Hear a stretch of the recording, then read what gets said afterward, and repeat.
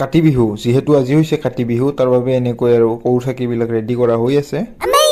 যেহেতু কাতি বিহু বুলি পথাৰত এনেকৈ চাকি দিয়া হয় তাৰ বাবে আমি দেউতা আৰু মই পথাৰত চাকি দিবৰ কাৰণে আহি গলো। তাৰে পিছতে মই ঘৰৰ পৰা অলপমান ওলাই আহিলো ঘৰৰে ওচৰত থকা নামঘৰটোলৈ বুলি। আৰু এইফালে মন্দিৰ চৌহদত আহি দেখা পাওঁ যে মন্দিৰটো একেবাৰে মানে চাকিৰ পোহৰতে উজ্বলি আছে। ময়ো মন্দিৰত এনেকৈ সেৱা লৈ কিনে ঘৰলৈ বুলি ওলাই আহিলো। যিহেতু যোৱাকালিৰ পৰা লক্ষী পূজা আৰম্ভ হৈছে তাৰ বাবে আমি ঘৰৰ পৰা এনেকৈ ওলাই আহিলো পূজা। এইফালে আহি পাইও গলো আমি সৰভোগত চলি থকা লক্ষী পূজা মণ্ডপটোলৈ। আৰু আপোনালোক সকলোলৈ মোৰ ফালৰ পৰা নিমন্ত্ৰণ থাকিল, আহিব আমাৰ সৰভোগত লক্ষী পূজা চাবলৈ। আৰু এনেকুৱা দোকান দেখিলেতো একেবাৰে ৰবই নোৱাৰি, মানে এইফালে গৰম গৰম কিবা বনাই থকা দেখিলে খাবই মন যায়। সেইবাবে মানে আলুৰ চপ দুটাকে লৈ ললো হাতত।